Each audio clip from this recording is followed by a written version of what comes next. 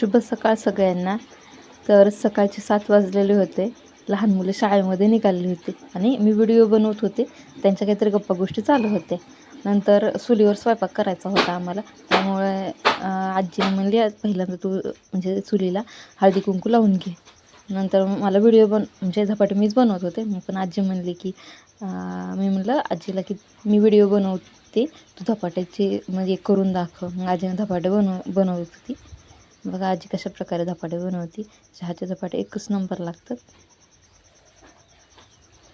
धपाटे झाले म्हणजे 9 9:30पर्यंत आमचे धपाट्याची तयार झालेले होते. नंतर मग मी आंघोळ वगैरे करून घेतली आणि देवपूजा करायला सुरुवात केली. देवपूजा करायला कंप्लीट अर्धा तास लागतोच आमच्या घरचा. तर बघू शकता माझी देवपूजा कशा प्रकारे झाली आहे. नंतर देवपूजा झाल्यानंतर 11 वाजता मी जेवायला ताट वाढून घेतलं. बघू शकता माझं ताट. अशा प्रकारे असले खूप सुंदर अशी धपाट्याची रेसिपी तयार झालेली होती आमच्या घरी.